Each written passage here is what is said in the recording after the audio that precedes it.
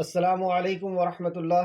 الحمد للہ ان الحمد للہ نحمده ونستعینه ونستغفره ونعوذ باللہ من شرور انفسنا ومن سیئات اعمالنا من يهده الله فلا مضل له ومن يضلل الله فلا هادي له واشهد ان لا اله الا الله واشهد ان محمدا عبده ورسوله رب اشرح لي صدري ويسر لي امري وَيَسِّرْ لِي أَمْرِي وَاحْلُلْ عُقْدَةً مِّن لِّسَانِي يَفْقَهُوا قَوْلِي رب زدنی علما رب زدنی علما رب زدنی علما آمین یا رب العالمین۔ ہر قسم کی تعریف اور شکر اللہ رب العزت کے لیے لائق اور زیبا ہے، جو ساری کائنات کا ایک و تنہا خالق، مالک، مربی اور منتظم ہے۔ درود و سلام ہو انبیاء اکرام پر، خصوصاً نبی مکرم رحمت للعالمین امام الانبیاء محمد صلی اللہ علیہ وسلم پر اور آپ کے اصحاب پر۔ اللہم صلی وسلم علی نبینا محمد، اللہم صلی وسلم علی نبینا محمد۔ معزز سامعین اکرام، آج انشاءاللہ تعالی سورہ بقرہ کی آیت نمبر 266 سے کلاس رہے گی۔ اللہ رب العزت سے دعا ہے کہ اللہ رب العزت ہمیں صحیح معنوں میں قرآن مقدس کو سمجھنے، یعنی قرآن کو خود قرآن سے، قرآن کو صحیح احادیث سے اس طرح سمجھنے جس طرح نبی کریم صلی اللہ علیہ وسلم نے سمجھایا اور صحابہ نے اسے سمجھا، اس پہ تدبر کیا، اس پر ایمان لایا اور عمل کیا۔ اس طرح ہمیں بھی سکھا دے، سمجھا دے اور ایمان اور عمل کے ساتھ، اخلاص کے ساتھ ہمیں عمل عطا فرما دے، آمین یا رب العالمین۔ لفظی ترجمہ اپنا قرآن اپنے سامنے رکھیں، ترجمے میں اور تفسیر پر نظر ہو۔ ابھی لفظی ترجمہ دیکھتے ہیں۔ اعوذ باللہ من الشیطان الرجیم، اے اللہ ہم تیری پناہ میں آتے ہیں شیطان سے۔ اے اللہ تو شیطان کے مکر و فریب سے ہمیں بچا لے کہ وہ تیرے کلام سے، تیرے دین سے اور تیرے نبی صلی اللہ علیہ وسلم کی محبت سے ہمیں دور کر۔ بسم اللہ الرحمن الرحیم، اللہ کے نام سے جو رحمان اور رحیم ہے۔ اللہ کے نام سے شروع جو بڑا مہربان اور بار بار رحم فرمانے والا ہے۔ اس عظیم کام کو ہم ساری کائنات کے خالق اور مالک، ہمارے خالق اور مالک کے نام سے شروع کرتے ہیں۔ ایود احدکم ان تکون، ایود کیا چاہتا ہے، احدکم کوئی ایک تم میں سے، ان کے تکونا ہو، لہو اس کے لیے۔ یہ ہمارے لیے ایک مثال بیان کی جا رہی ہے کہ کیا تم میں سے کوئی ایسا چاہتا ہے کہ ہو اس کے پاس جناتن، ایک باغ ہو، من، یہاں پہ باغ جنت سے مراد وہ جنت نہیں ہے جو آخرت میں مرنے کے بعد ہمیں دی جانے والی ہے۔ جنت اصل میں عربی میں باغ کو کہتے ہیں، اور اصطلاح میں ہم لوگ دین کے اندر جنت کو آخرت کے لیے ہی استعمال کیا کرتے ہیں، لیکن عربی زبان میں جنت کا مطلب باغ ہوتا ہے۔ تو یہاں پہ دنیا میں اللہ رب العزت کسی کو باغ عطا فرمائے، بن نخیلیوں، کھجور کا، وعنابن اور انگور کا، تو وہ باغ کھجور اور انگور کا ہو، تجری بہتی ہو، من تحتها الانہار، اس کے نیچے سے نہر۔ وہ کھجور اور انگور کا باغ ہو تمہارے لیے، اور ایسا باغ ہو کہ جس کے نیچے سے نہر بہتی ہو، پانی کی نہر بہتی ہو، لہو اس کے لیے، فیہا اس میں، ہر طرح کے ثمرات پھل ہو۔ ایسا وہ باغ ہے کہ جس میں ہر قسم کے پھل ہو۔ وَأَصَابَهُ اور پہنچے اسے، الکبر بڑھاپا، اور اس شخص کو اس حالت میں بڑھاپا آ جائے، اور اس کی ذریۃ اولاد ہو، ضعفاء کمزور، یعنی چھوٹے چھوٹے بچے ہیں، کمزور بچے ہیں، اس کے علاوہ کوئی اس کا پرسان حال نہیں ہے۔ فَأَصَابَهَا پھر پہنچے اسے، ایسار ایک بگلا، ایک طوفان، فیہی جس میں، نارن آگ ہو، ایک ایسا طوفان، ایک ایسا بگلا آئے جس میں آگ ہو، فاحترافت پس وہ جل جائے اس سے، مطلب اس کا پورا باغ ختم ہو جائے۔ ایسے بڑھاپے کے عالم میں جب بچے بھی چھوٹے ہیں اور اس کا باغ بھی جل جائے، تو کیا ہم میں سے ایسا پسند کرے گا جو اللہ نے یہاں مثال دی؟ کذالک اسی طرح، یبین واضح کرتا ہے اللہ لکم الآیات تمہارے لیے نشانیاں، آیت نشانی کے لیے بھی کہا جاتا ہے، لعلکم تاکہ تم، تتفکرون تم غور و فکر کرو۔ تو قرآن ہمیں غور و فکر کی دعوت دے کہ کیا تم میں سے کوئی ایسا شخص ہے کہ جو ایسا پسند کرے اپنے لیے کہ اس کے پاس سب کچھ ہو، اچھا سا باغ ہو، نہر بھی ہو، ہر وقت پھل بھی لاتا ہو، اور اس کے بڑھاپے کے عالم میں جبکہ اس کے بچے بھی چھوٹے ہیں، کوئی اور اس کی ضرورتوں کا پورا کرنے والا نہیں، اور ایک ایسا طوفان آ جائے کہ وہ طوفان اس کی سارے کیے کرائے کو ختم، اب وہ دوبارہ اس کاروبار کو اسٹینڈ نہیں کر سکتا۔ تو اس سے کیا مراد ہے انشاءاللہ تعالی ہم تفسیر میں پڑھیں گے۔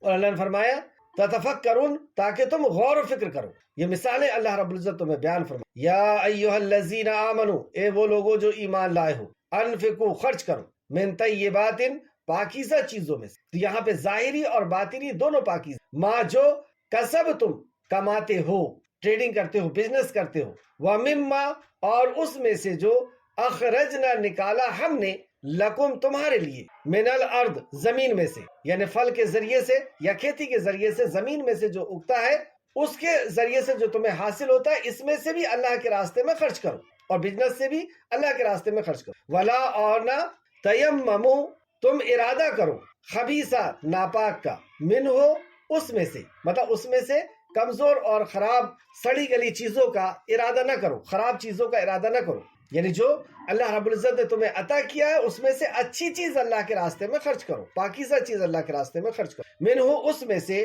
تنفقو تم خرچ کرتے ہو، مطلب ایسی چیز خرچ کرتے ہو، کمزور چیز خرچ کرتے ہو، خراب چیز خرچ کرتے ہو۔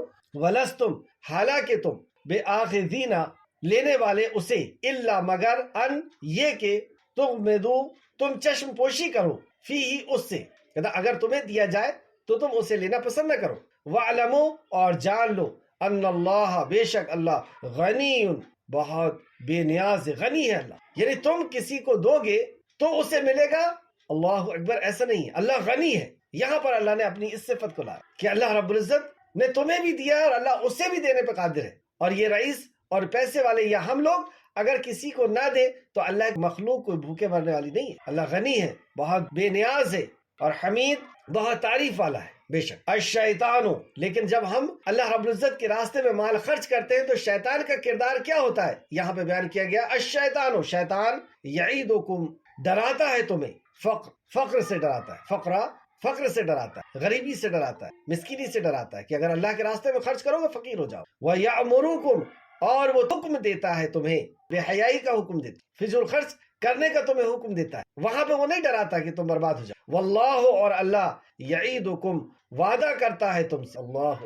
ایک طرف شیطان جھوٹے، شیطان کے وعدے جھوٹے، اور وہ صرف سبز باغ دکھاتا ہے، یعنی آرزوئیں تمناؤں پر جلاتا ہے، اور اللہ سبحانہ وتعالیٰ دلیلوں کے ساتھ تمہیں بلا، اور خالق کائنات تم سے وعدہ کر رہا ہے۔ واللہ اور اللہ یعیدکم وہ وعدہ کرتا ہے تم سے مغفرتم بخشش کا، سبحان اللہ، کہ اللہ کے راستے میں دو گے اللہ رب العزت، جیسے پچھلی کلاس میں گیا کہ حشر کے میدان میں اللہ رب العزت اسے اپنے عرش کے سائے کے نیچے، تو واللہ اور اللہ یعیدکم وعدہ کرتا ہے تم سے مغفرتم بخشش، وعدہ یہاں پہ اللہ نے بخشش کا وعدہ کیا، منہم اپنے طرف سے، اور فضل، واللہ اور اللہ وسیع وسعت والا، اللہ ہی تو ہے وسعت والا، اور علیم خوب جاننے والا کہ کس کو کب کیا کتنا عطا کرنا۔ اور یہ جو دولت ہے اس سے بھی قیمتی نعمت کا اللہ رب العزت یہاں پہ ذکر فرماتا، یوتی وہ دیتا ہے، حکمت من یشاء جسے وہ چاہتا، حکمت یہ اللہ رب العزت کی بہت بڑی نعمت ہے۔ ومن اور جو کوئی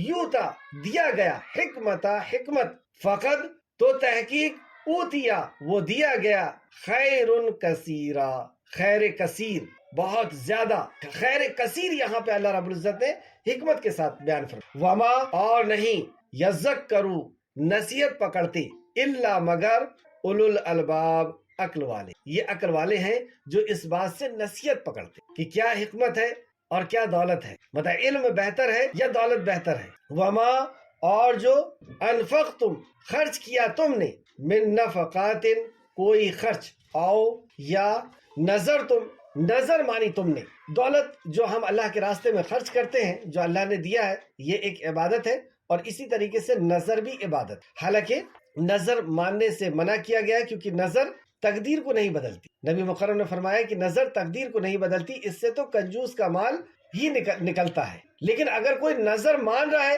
تو وہ اللہ رب العزت کے علاوہ کسی اور سے نہیں مان سکتا، اور اگر اللہ کے علاوہ کسی سے مان رہا ہے تو وہ گویا کہ شرک کر رہا ہے، اور اسی طریقے سے دولت اللہ کی رضا کے علاوہ کسی اور کی رضا کے لیے خرچ کر رہا ہے تو یہ بھی شرک خفی ہوگا، چھوٹا شرک۔ نظر مانی تم نے، من نظر کوئی نظر، فإن اللہ تو بے شک اللہ یعلم جانتا ہے، وما اور نہیں للظالمین ظالموں کے لیے من انصار کوئی مددگار ہوگا، تو ظالموں کے لیے کوئی انصار نہیں ہوگا۔ یہ ظالم ہے جو اللہ رب العزت کا مال اللہ کی رضا کے علاوہ کسی اور کی رضا کے لیے خرچ کرتے ہیں یا نظر اللہ کے علاوہ کسی اور سے نظر مانتے ہیں، اگر وہ ایسا کر رہے ہیں تو اللہ رب العزت سب کچھ جاننے والا ہے۔ وہاں فرمایا وما اور نہیں للظالمین ظالموں کے لیے من انصار کوئی مددگار، ان اگر تبدو تم ظاہر کرو صدقات صدقے کو، فنعما تو کیا ہی اچھا ہے،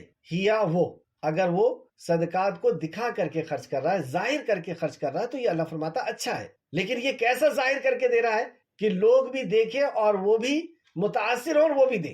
یہاں ریاکاری مراد نہیں ہے، ریاکاری کے تعلق سے تو پہلے ہی بیان کیا جا چکا ہے۔ وَإِنْ اور اگر تخفوها وہ چھپائے انہیں، ایک وہ شخص ہے جو چھپا کر کے دے رہا ہے، وَاتُوتُوهَا اور تم دو انہیں، فقراء کو، فَهُوَ تو وہ خیر بہتر ہے، لکم تمہارے، تو اس میں بہتر کہا گیا، یعنی افضل یہ ہے کہ چھپا کر کے دے، ظاہر کر کے بھی کوئی دیتا ہے تو وہ دے سکتا ہے۔ وَيُكَفِّرُ اور وہ دور کرے گا۔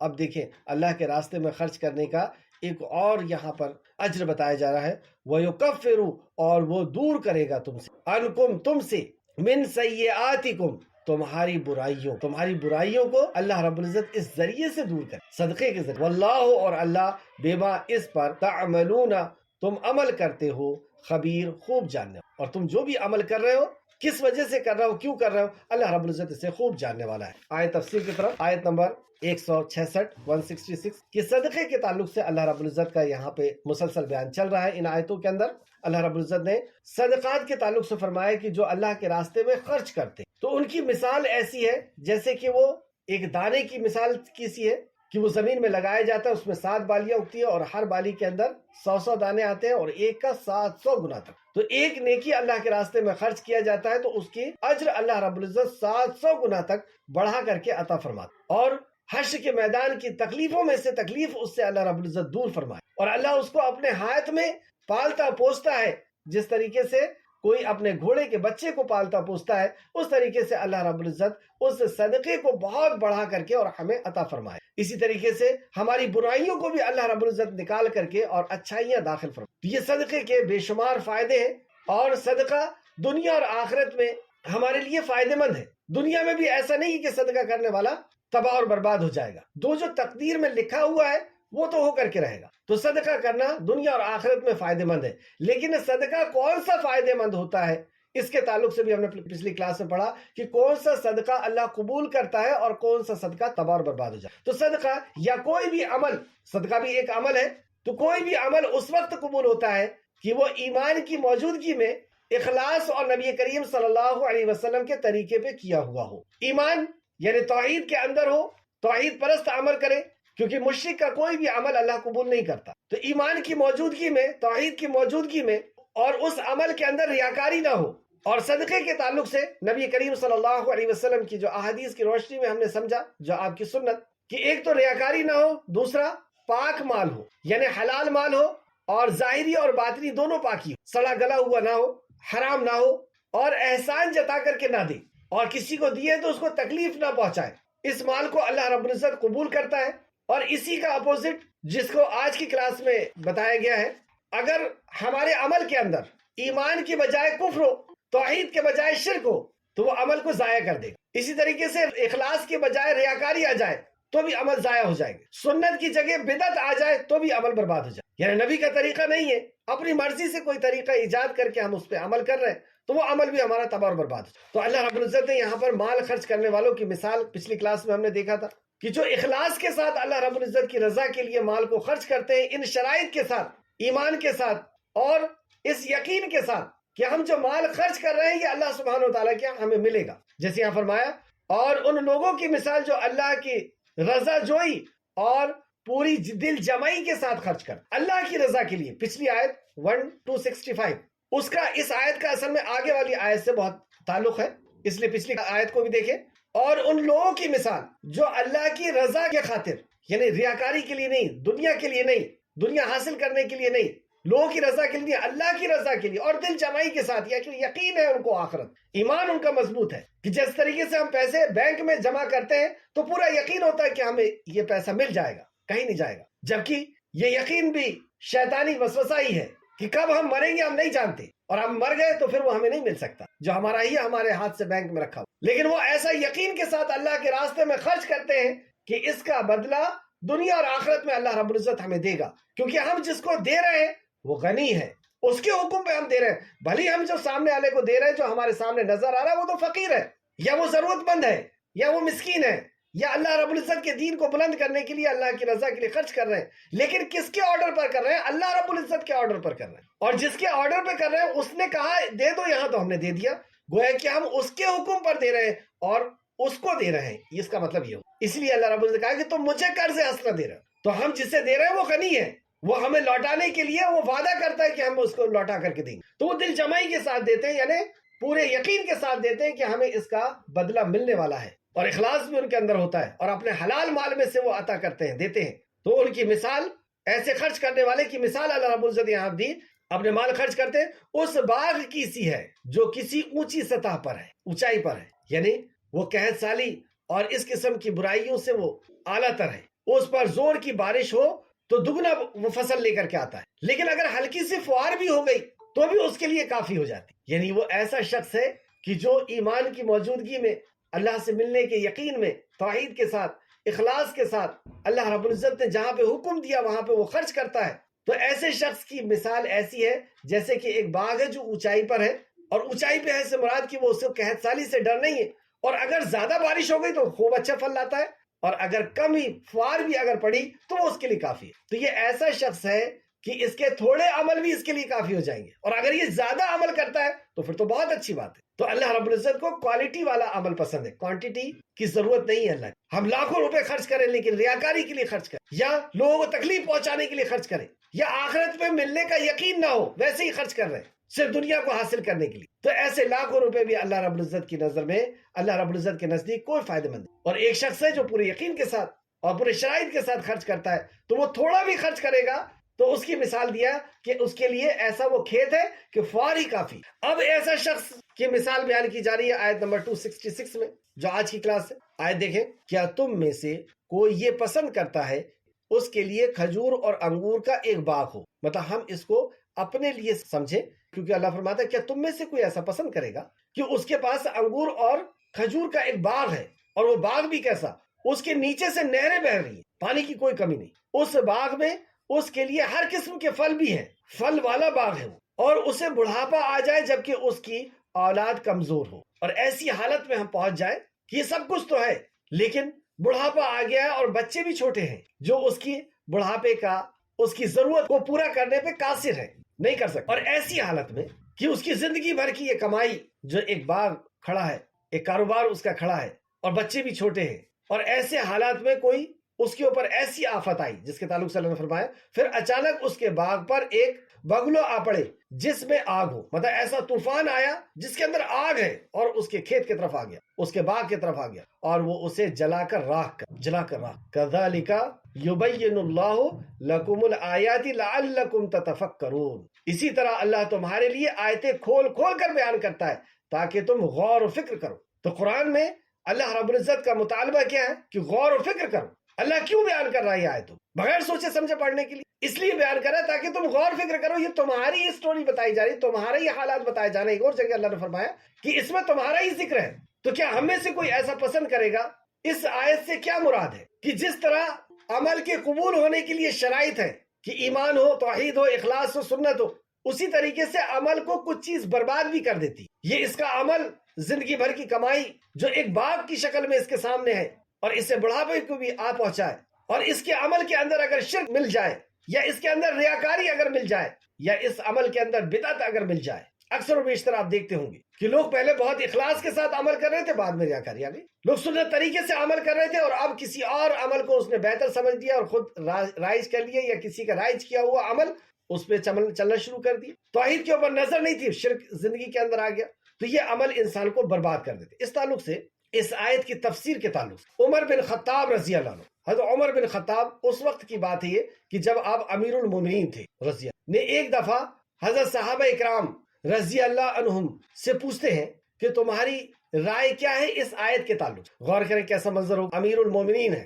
عمر بن خطاب رضی اللہ عنہ، صحابہ بیٹھے ہوئے ہیں اور صحابہ کے بیچ میں پوچھتے ہیں کہ تم میں سے تمہاری کیا رائے ہے اس آیت کے تعلق سے؟ کون سی آیت؟ یہی تھا آیت، کیا تم میں سے کوئی پسند کرتا ہے کہ اس کا کھجور کا اور انگور کا ایک باغ ہو؟ کس کے بارے میں نازل ہوئی؟ اپنے ساتھیوں سے پوچھیں کہ یہ آیت کس کے بارے میں نازل ہوئی؟ یعنی یہ ہے صحابہ کے بیچ میں قرآن کا مذاکرہ، ہم لوگوں کے بیچ میں بھی قرآن کا مذاکرہ ہوتا ہے، تو اس میں ہم اس کو صحابہ کے منہج پر لے کر کے جا کہ صحابہ کا کیا طریقہ تھا. صرف لفظوں کو صحیح کر لینا ہی کافی نہیں ہے، وہ تو کرنا ہوگا کہ ہمارے الفاظ صحیح نکل رہے نہیں، اس کے مخرج صحیح ہے یا نہیں ہے، اس کی ادائیگی صحیح ہے، لیکن اس کے ساتھ ساتھ یہ بھی جاننا ہوگا کہ اس میں ہمارے رب کے کیا احکام و مسائل چھپے ہوئے. تو مذاکرے میں عمر فاروق نے کیا کہا کہ اس آیت کے بارے میں تمہارا کیا خیال ہے، کیوں نازل ہوئی، کس کے بارے میں نازل ہوئی ہے. تو انہوں نے کہا، مطلب صحابہ نے کہا یا ان کے ساتھ میں جو تھے انہوں نے کہا کہ اللہ تعالیٰ ہی بہتر جانتا، یعنی اس آیت میں کیا احکام و مسائل ہیں، کس کے بارے میں نازل ہوئی ہے، یہ امیر المومنین نے پوچھا تو لوگوں نے کہا کہ اللہ ہی بہتر جانتا ہو. اس جواب کو سن کر کے سیدنا عمر رضی اللہ عنہ غصے کے اندر آ گئے اور انہوں نے فرمایا کہ یہ کہو کہ ہم جانتے ہیں یا ہم نہیں جانتے. کیا پتہ چلا کہ یہ آیت کس لیے نازل ہوئی ہے، یہ تو تمہیں پتا ہونا چاہیے، اور نہیں پتا اور یہ کہہ رہے ہو کہ اللہ جانتا ہے. تو اللہ تو جانتا ہے، اللہ کے رسول تو جانتے ہیں، لیکن کیا یہ علم اس لیے نہیں آیا کہ ہم بھی جانیں؟ اس لیے آپ نے کہا. اس جواب سے سیدنا عمر رضی اللہ عنہ ناراض ہوئے اور انہوں نے فرمایا کہ یہ کہو کہ ہم جانتے ہیں یا ہم نہیں جانتے. تو سیدنا عبداللہ بن عباس رضی اللہ عنہ نے کہا، کہنے لگے اے امیر المومنین، اس کے بارے میں میرے دل میں ایک بات ہے، مطلب اس کے بارے میں میرے دل میں ایک بات ہے، میں کچھ کہنا چاہتا ہوں اس آیت کے بارے میں، یہ کیوں نازل ہوئی، کس کے لیے نازل ہوئی. تو آپ نے فرمایا کہو اے بھتیجے، اور اپنے آپ کو چھوٹا نہ سمجھو، حقیر نہ سمجھو. ابن عباس رضی اللہ عنہ نے فرمایا یہ ایک عمل کی مثال بیان کی گئی ہے، یعنی یہ ایک عمل کی مثال بیان کی، وہی عمل جو شرک کا عمل ہو یا دکھاوے کا عمل ہو، ریاکاری کا عمل ہو یا بدعت کا عمل ہو، تو یہ ایک عمل کے لیے بیان کی یہ مثال.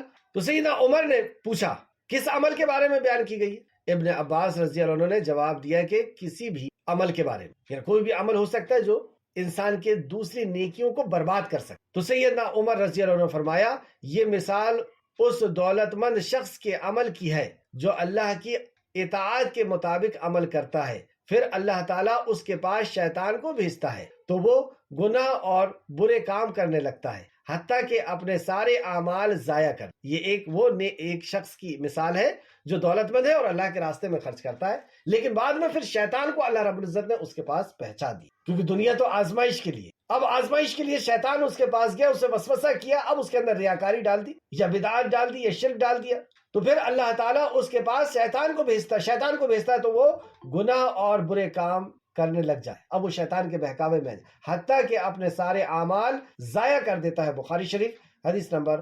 4538. اس حدیث سے ہمیں کیا سبق ملا؟ پہلا سبق تو یہ ملا کہ ہم آپس میں ایسا مذاکرہ کریں کہ اس آیت کا کیا مفہوم، اس میں کیا احکام و مسائل ہیں، کس کے بارے میں نازل ہو، کس کے لیے مثال بیان کی. جہاں پہ ہم تلفظ کو صحیح کریں وہیں پہ ہم قرآن کے فہم کو بھی اس طرح حاصل کریں جس طرح صحابہ اکرام کے بیچ میں مذاکرہ ہوتا ہے. دوسری بات کہ ایک شخص نیک کام کرتا رہتا ہے لیکن شیطان تو روزانہ ہمیں وسوسہ کر رہا ہے، وہ تو ہمارا کھلا ہوا دشمن ہے، اللہ رب العزت نے پہلے ہی بتا دی. تو وہ ہمیں شرک کی دعوت دے گا، کبھی بدعت کی دعوت دے گا، کبھی ریاکاری ہمارے دل کے اندر لے کر کے آئے گا. اس وقت ہمیں ثابت قدم رہنا، اللہ سے دعا کرنا ہے یا مقلب القلوب ثبت قلبی علی دین. تو جب شیطان وسوسہ کرتا ہے تو اس وقت اللہ رب العزت کے وعدے کو ہم یاد رکھیں. یہ شیطان کا وعدہ ہے جو شمس باغ دکھاتا ہے اور جو بغیر دلیل کے ہمیں ہمارے طرف بلاتا ہے، اپنے طرف بلاتا ہے. اور دوسرے طرف اللہ رب العزت نے قرآن و حدیث کے اندر بیان فرما دیا جو آگے انشاءاللہ تعالیٰ آنے والا ہے. اس سے ملتی جلتی ایک اور حدیث دیکھتے ہیں. سیدنا سہل بن سعد رضی اللہ عنہ بیان کرتے ہیں کہ رسول اللہ صلی اللہ علیہ وسلم نے فرمایا بندہ لوگوں کے نگاہوں میں جنتی ہوتا ہے. کہ رسول اللہ صلی اللہ علیہ وسلم نے فرمایا کہ بندہ لوگوں کے نگاہوں میں جنتیوں کے طرح کے اعمال کرتا ہے حالانکہ وہ دوزخی ہوتا ہے، اور بعض دفعہ بندہ لوگوں کی نگاہوں میں دوزخیوں کے سے اعمال کرتا ہے حالانکہ وہ جنتی ہوتا ہے. اعمال کا دار و مدار آخری وقت کے اعمال پر ہے. بخاری شریف حدیث نمبر 6493. ابھی ہمیں کوئی شخص نظر آ رہا ہے تو بظاہر اس کے اندر کوئی بہت زیادہ اعمال ہمیں نظر نہیں آ رہے سوائے فرض عمل کے علاوہ، اور کوئی شخص تو ایسا ہے جس کے ساتھ بہت سارے اعمال نیک نظر آ رہے ہیں، لیکن اصل جو اس کا ٹھکانہ ہے وہ اس کے آخر اس کے انجام پر ہے، یعنی اس کے آخری انجام پر، کہ اس کے انتقال کس چیز پر ہوتا ہے، وہ آخری ٹائم پہ کیا کرتا ہے. اس سے ہمارے اندر کا وہ غرور بھی ختم ہوتا ہے جو ناقص اور تھوڑے موڑے ہم عمل کر رہے ہیں، لیکن اصل یہ نہیں ہے. اصل یہ ہے کہ ہم اس کے اوپر استقامت ہو اور آخری وقت تک ہم اس کے اوپر جمے رہیں اور آخری وقت تک ہم نیک کام کرتے رہیں. یعنی علم حاصل کرنا تو بہت اونچی چیز ہے، لیکن اس سے اونچا چیز ہے اس کے اوپر عمل کرنا، اور عمل سے بھی اونچی چیز ہے اس کے اوپر استقامت. کہ کوئی شخص آج آپ کو ایسا لگ رہا ہے کوئی ایسے بڑے اور کوئی نیک کام نہیں کر رہا، لیکن آخری ٹائم پہ ہو سکتا ہے کہ وہ بہت زیادہ نیک کام کرنا. اور کوئی شخص ابھی ہم کو بہت نیک کام کرتے ہوئے نظر آ رہا ہے، لیکن اس کے آخری وقت میں وہ ایسا بھی ہو سکتا ہے کہ وہ گناہوں کے کام میں کرنے لگ جائے. جیسے یہاں پر اللہ رب العزت نے ایک شخص کی مثال بیان کی کہ اس کا بہت اچھا باغ تھا، سب کچھ تھا، لیکن شیطان آیا اور اس کو گمراہ کیا اور وہ گمراہ ہو گیا، اسے بہکایا اور وہ گمراہ ہو گیا. اللہ رب العزت ان سب چیزوں سے ہمیں محفوظ رکھے، یعنی ہمارے اعمال کے اندر شرک کی ملاوٹ سے اور شیطان کے وسوسے میں ہم پھنس جائیں، اس سے ہمیں اللہ رب العزت محفوظ رکھے، اور شرک سے، بدعات سے اور ریاکاری سے اللہ رب العزت ہم سب کی حفاظت. آمین یا رب العالمین. اس کے بعد والی آیت نمبر 267. یا ایھا الذین آمنوا، یہاں پر بھی خطاب ہم سے ہے، اے وہ لوگوں جو ایمان لائے ہو، تم ان پاکیزہ چیزوں میں سے خرچ کرو جو تم کماتے ہو، اور ان میں سے بھی جو ہم نے تمہارے لیے زمین سے نکالا ہے. دو قسم کی آمدنی کا یہاں پر ذکر ہوا. ایک وہ جو ٹریڈنگ کر کے، بزنس کر کے ہم کماتے ہیں، اس میں سے بھی اللہ کے راستے میں صدقہ کرو، خرچ کرو. اور وہ بھی جو اللہ رب العزت زمین کے اندر سے تم کو نکال کر کے دیتا ہے. تو اس میں وہ فصل بھی ہے جو سیزنیبل آتی ہے، اور وہ باغات بھی ہے جو فروٹس وغیرہ لے کر کے آتے ہیں. کچھ لوگوں کا یہ اعتراض تھا کہ بزنس میں زکوٰۃ نہیں ہے، تو امام بخاری نے اسی آیت کو لا کر کے ان کی بات کو رد کیا کہ بزنس میں بھی ہمیں اللہ رب العزت کے راستے میں خرچ کرنا ہے. ایک بات تو یہ ہوئی. دوسرا یہ، اے لوگوں جو ایمان لائے ہو، تم اپنی پاکیزہ چیزوں میں سے خرچ کرو. تو یہاں پاکیزگی سے مراد باطنی اور ظاہری دونوں پاکیزگی، کہ حلال کمائی میں سے اللہ کے راستے میں خرچ کرو، اور دوسرا صاف ستھرا چیز اللہ کے راستے میں، وہ چیز جو تم اپنے لیے پسند کرتے ہو، اس چیز کو اللہ کے راستے. ایسا نہیں کہ جو پھل فروٹ جو ہے وہ خراب ہو گئے ہیں، کمزور ہو گئے ہیں، یا کھانا خراب ہو گیا ہے، یا کپڑا ایسا ہو گیا جو اب کسی بھی کام کا نہیں، کسی کے بھی کام کا نہیں، اس کو، ایسی چیز کو منع کیا گیا ہے. جیسے کہ حضرت ابن عباس رضی اللہ عنہ فرماتے ہیں کہ اللہ تعالیٰ نے حکم دیا ہے، یہاں پہ یہ حکم دیا ہے کہ پاکیزہ، عمدہ اور بہترین مال کو اس کے راستے میں خرچ کیا جائے. اللہ تعالیٰ نے اس بات سے اپنے بندوں کو منع فرمایا ہے کہ وہ گھٹیا، ناقص اور ردی مال اس کی راہ میں خرچ کریں، کیونکہ اللہ تعالیٰ کی ذات پاک ہے اور پاک مال ہی کو وہ قبول فرماتا ہے. جیسا کہ حدیث مسلم شریف کی کہ سیدنا ابو ہریرہ رضی اللہ عنہ بیان کرتے ہیں، رسول اللہ صلی اللہ علیہ وسلم نے فرمایا، اے لوگو، اللہ پاک ہے اور وہ کوئی مال قبول نہیں کرتا سوائے اس مال کے جو پاک ہو. مسلم شریف حدیث نمبر 1015. اور دوسری حدیث بھی ایک ملتی ہے، سیدنا ابو ہریرہ رضی اللہ عنہ بیان کرتے ہیں، رسول اللہ صلی اللہ علیہ وسلم نے فرمایا، اللہ تعالیٰ پاکیزہ مال ہی قبول فرماتا ہے. بخاری شریف حدیث نمبر 1410 اور مسلم شریف حدیث نمبر 1014.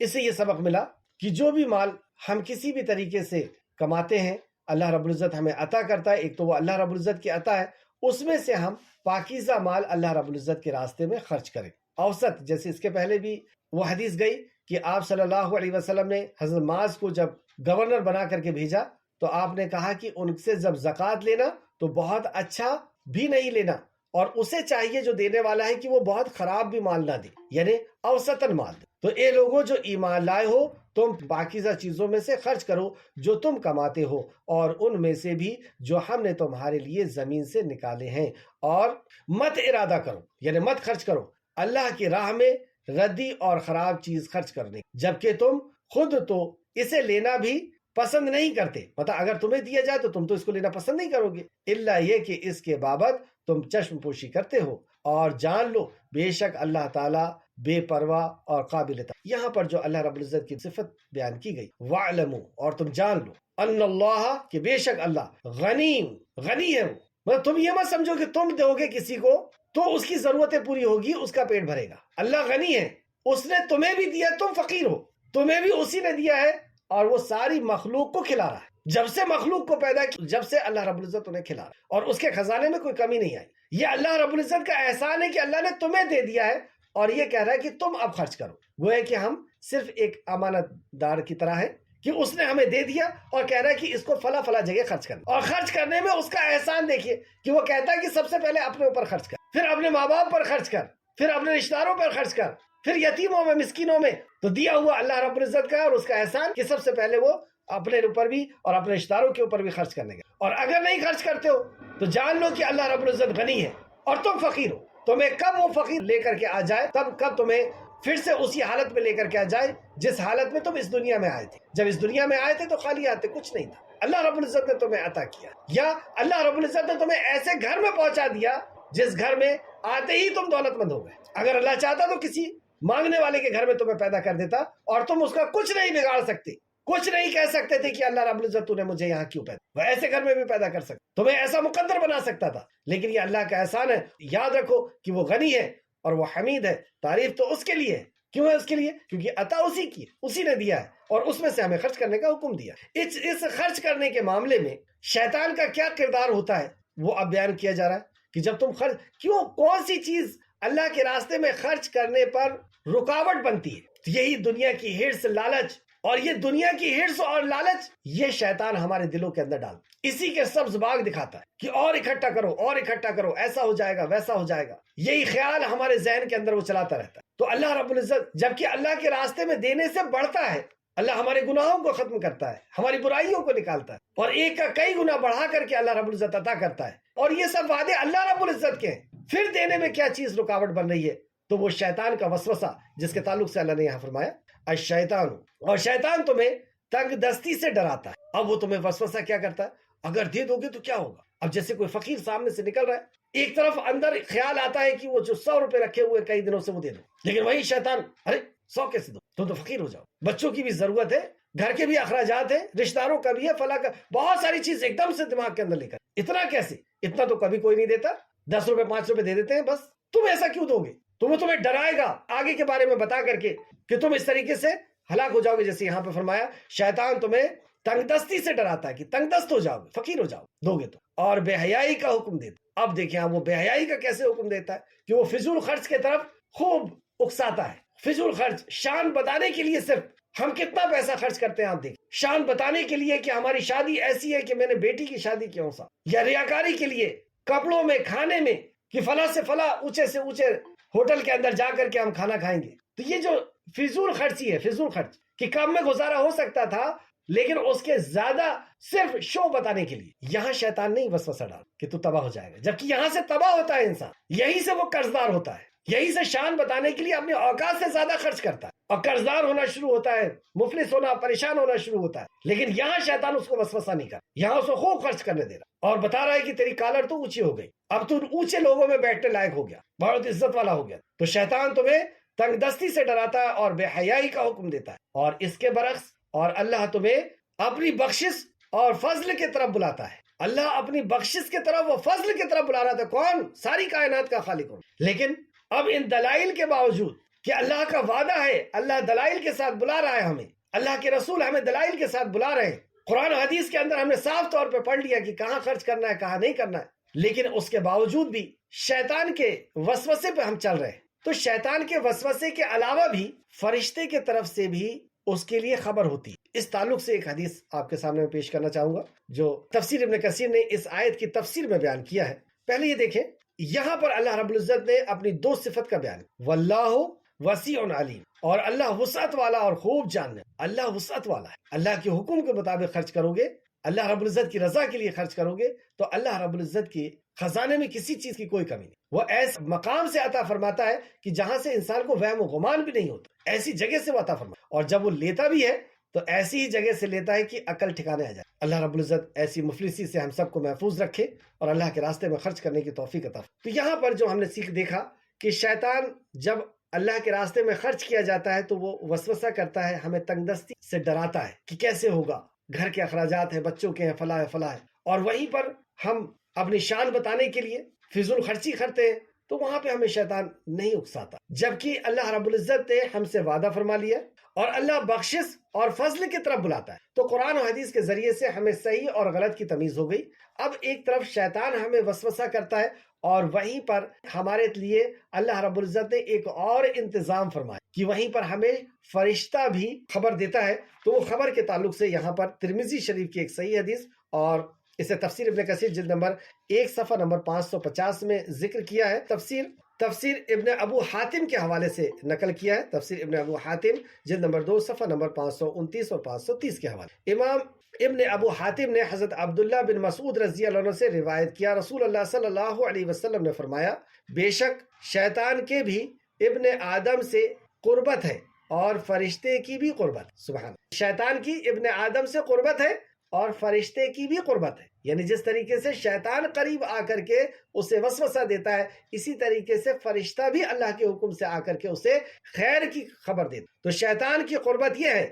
اب اس کی وضاحت سنیں. نبی مکرم نے فرمایا شیطان کی قربت یہ ہے کہ وہ انسان کو شرک کے طرف لوٹاتا اور اس سے حق کی تکذیب کراتا. شیطان کی قربت کیا ہے؟ کہ وہ شرک کی طرف بلائے. یا تو شرک کبیرہ، گناہوں میں سب سے بڑا گناہ، شرک اکبر کی طرف بلائے گا، یا شرک اصغر کی طرف بلائے گا، ریاکاری کی طرف بلائے گا، اور حق کی تکذیب کرائے گا. یعنی قرآن و حدیث کا انکار کرائے گا. حق کیا ہے؟ اللہ کا کلام، نبی کا فرمان. تو حق کی تکذیب کرائے گا، یعنی اس کا انکار کرائے گا. یہ شیطان کا کام ہوتا ہے. اور فرشتہ، نبی مکرم نے فرمایا اور فرشتے کی قربت یہ ہے کہ وہ اسے نیکی کے طرف لوٹاتا، اسے حق کی نصیحت کرتا. ہوتا نا ہمارے دل میں ایک اندر سے بات آتی ہے جو ہم لوگ اسے کہتے ہیں کہ وہ ضمیر کی بات، وہ ہے وہ فرشتہ، کہ وہ ہمیں بتاتا ہے کہ نہیں، اس سے ہمارا رب راضی ہوگا اور وہ غنی ہے، وہ ہمیں پھر سے عطا کرے گا، یہ اسی کا تو دیا ہوا ہے. یا اور بھی جو نیکی کے کام ہے اس میں اندر سے ایک بات نکل کر کے آتی، اور وہیں پر شیطان بھی وسوسہ کرتا ہے. تو یہاں پہ ہمیں پکڑنا ہوگا کہ کون سی بات شیطان کی طرف سے اور کون سی بات فرشتے کی. یہ کیسے پکڑ پائیں گے؟ یہ ہم علم سے پکڑ کہ اللہ رب العزت کے کیا احکام ہے، کیا حکم ہے. اگر اس کا ہمیں علم ہوگا تو ہم فوراً پکڑ لیں گے کہ ہاں یہ شیطان کی باتیں ہمیں اللہ کی نافرمانی کی طرف بلا رہا ہے، اور یہ جو کام ہے یہ واقعی فرشتے کی طرف سے اللہ رب العزت کے حکم کے مطابق. آگے نبی مکرم صلی اللہ علیہ وسلم نے فرمایا اور اگر کوئی دوسری صورت پائے تو وہ شیطان سے اللہ کی پناہ مانگے. اگر وہ دوسری صورت پاتا ہے، شیطان کے وسوسے پہ آ جاتا ہے، روک لیتا ہے اپنے آپ اس نیکی کے کام سے، تو وہ اللہ سے شیطان کی پناہ مانگے، اعوذ باللہ پڑھے کہ شیطان مجھے وسوسہ کر. پھر آگے آپ نے فرمایا، پھر آپ صلی اللہ علیہ وسلم نے اس آیت کریمہ کی تلاوت فرمائی. ایک بار اس حدیث کو ویسے ہی سماعت فرمائے. امام ابن ابو حاتم نے حضرت عبداللہ بن مسعود رضی اللہ عنہ سے روایت کیا، رسول اللہ صلی اللہ علیہ وسلم نے فرمایا بے شک شیطان کے بھی ابن آدم سے قربت ہے اور فرشتے کی بھی قربت ہے. شیطان کی قربت یہ ہے کہ وہ انسان کو شرک کی طرف لوٹاتا اور اس سے حق کی تکذیب کراتا، حق کا انکار کرواتا. اور فرشتے کی قربت یہ ہے کہ وہ اسے نیکی کی طرف لوٹاتا اور اس سے اس حق کے تصدیق کراتا، حق کی تصدیق کراتا، سچا ثابت کرتا. جو شخص اس فرشتے کی قربت پائے، ہاں یہ چیز میں بھول گیا تھا، یہ چیز نہیں بیان ہو پائی تھی. جو شخص اس فرشتے کی قربت پائے، یعنی فرشتے نے کوئی چیز اندر سے بات آئی کہ یہ نیکی کا کام کرنا چاہیے اور اس نے کر گزرا، تو وہ کیا کرے؟ اگر اس نے کر گزرا ہے تو کیا کرے؟ سبحان اللہ، بہت پیاری حدیث ہے.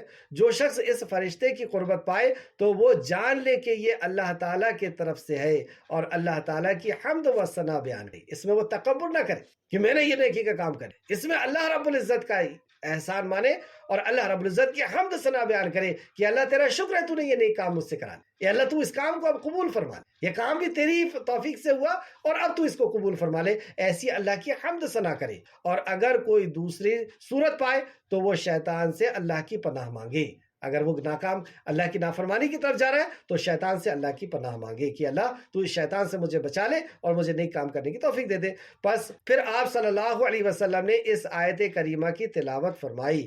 امام ترمذی اور نسائی نے بھی اپنی اپنی سنن میں اسے روایت کیا ہے. ترمذی شریف حدیث نمبر 2988 اور یہ صحیح حدیث. تو یہاں پہ ہم نے دیکھا شیطان کا کردار. اس آیت کو پھر سے ایک بار دیکھیں. شیطان تو میں تنگ دستی سے ڈراتا ہے. اب جو بھی ہمارے ذہن میں نیک کام کرتے وقت خیال آئے گا تنگ دستی کا، تو وہاں پہ ہم سمجھ لیں کہ یہ شیطان کے، جیسے نیک کوئی علم حاصل کرنا ہے تو وہ تنگ دستی، وقت ختم ہو جائے گا، اتنا وقت لگے گا اس کے اندر، تو یہ اس طریقے سے وقت کی تنگ دستی سے بھی ڈرا رہا ہے، دولت کی تنگ دستی سے بھی ڈرائے گا، محنت کی تنگ دستی سے بھی ڈرائے گا کہ اتنی محنت لگے گی اس کام کرنے میں، یہ نیک کام کرنے. تو شیطان تمہیں تنگ دستی سے ڈراتا ہے اور بے حیائی کا حکم دیتا. وہی وقت بے حیائی میں لگے گا، واٹس ایپ دیکھنے میں، فیس بک دیکھنے میں، تو وہ خوب لگا دے گا، وہاں گھنٹوں نکل جائیں گے، کوئی پرواہ نہیں.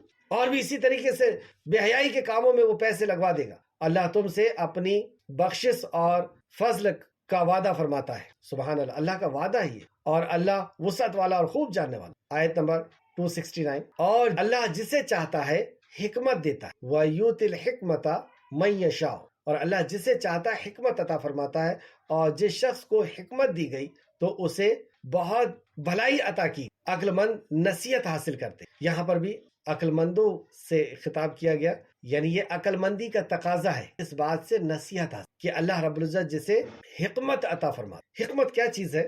اس تعلق سے تفسیر ابن کثیر جلد نمبر 1 صفحہ نمبر 551.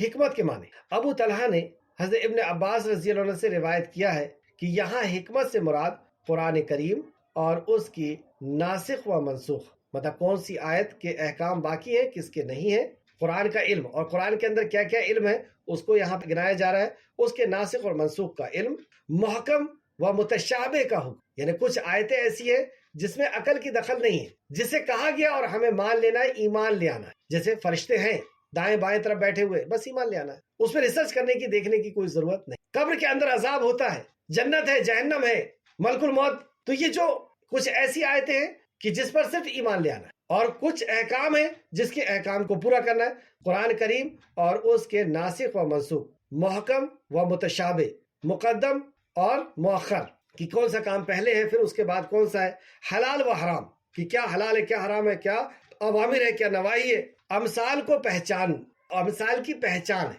یعنی حکمت سے مراد قرآن و حدیث کا گہرا علم، اور جب قرآن و حدیث کا گہرا علم ہوگا تو پھر کب کون سا کام کرنا ہے اس چیز کا علم آ جائے، اور کب کون سے کام کو کرنا ہے یہی حکمت ہے، کہ اس وقت کون سا کام ضروری ہے، علم کے ذریعے سے حاصل ہوتا ہے۔ اس تعلق سے ایک حدیث دیکھتے ہیں جسے شیخین نے روایت کیا ہے، یعنی بخاری اور مسلم دونوں نے اس کو روایت کیا ہے، اور امام احمد نے بھی روایت کیا ہے۔ امام احمد نے حضرت عبداللہ بن مسعود رضی اللہ عنہ سے روایت کیا ہے، انہوں نے کہا میں نے رسول اللہ صلی اللہ علیہ وسلم کو یہ ارشاد فرماتے ہوئے سنا، صرف دو آدمی پر رشک کیا جا سکتا، دو آدمی ایسے ہیں جس کے اوپر رشک کیا جا سکتا، ایک وہ شخص جسے اللہ تعالیٰ نے مال و دولت سے نواز رکھا ہو، پھر اسے اس حق کے خوب خرچ کرنے کی توفیق بھی عطا فرمائی، اسے حق کے راستے میں اللہ کے حکم سے خوب خرچ کرنے کی توفیق بھی اسے دے دی، ایک تو دولت بھی دے دیا اور اللہ کے راستے میں خرچ کرنے کی توفیق، تو یہ رشک کے قابل ہے یہ شخص۔ اور دوسرا وہ شخص جسے اللہ تعالیٰ نے حکمت و دانش اور علم سے نواز رکھا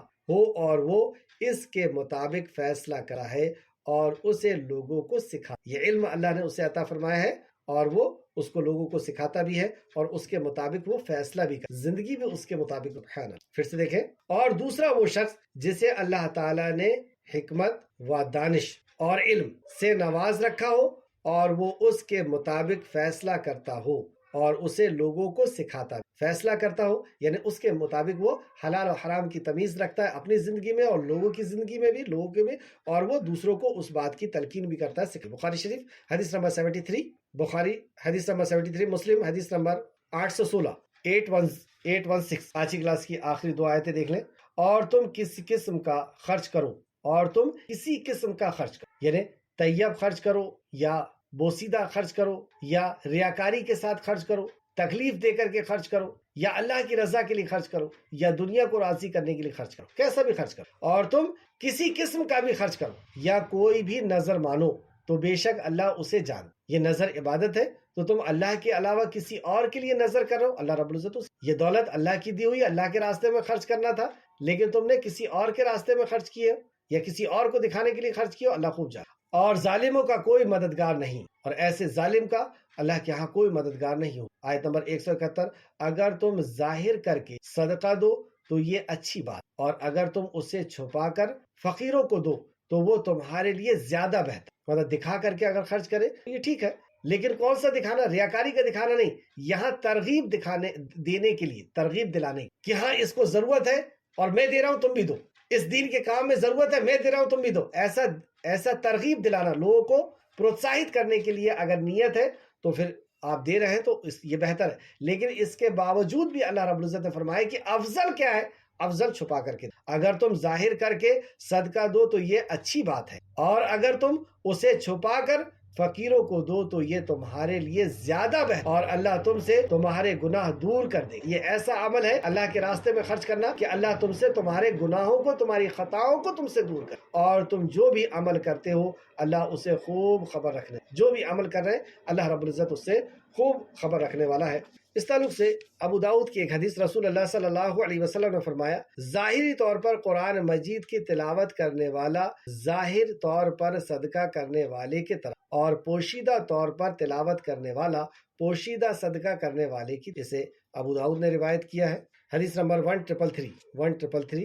اور سورہ فاطر کی آیت نمبر 29 میں بھی اس کا ذکر ہے، سورہ فاطر کی آیت نمبر 29 میں بھی، کہ دونوں طریقے کا صدقہ کرنا جائز ہے اگر ترغیب دلانے کا ارادہ ہے تو، لیکن افضل جو ہے وہ چھپا کر کے صدقہ کرنا ہی افضل ہے۔ آخر میں اللہ رب العزت سے دعا ہے کہ خالق مالک جو کچھ بھی ہم نے پڑھا اس پہ ہمیں مزید غور و فکر کرنے کی توفیق عطا فرما اور اخلاص کے ساتھ ہمیں عمل کرنے کی، ہمارا خاتمہ بالخیر فرما اور نیکوکاروں کے ساتھ یا اللہ علم دے، علم پہ عمل دے اور عمل کے اندر استقامت عطا یا اللہ جب تک زندہ رکھ، ایمان اور اخلاص اور عمل صالح کے ساتھ زندہ رکھ اور خاتمہ بالخیر فرما، نیکوکاروں کے ساتھ ہم آمین یا رب العالمین۔ اللہم صلی وسلم علی نبینا محمد، اللہم صلی وسلم علی نبینا محمد، اللہم صلی وسلم، آمین یا رب العالمین۔ السلام علیکم ورحمۃ اللہ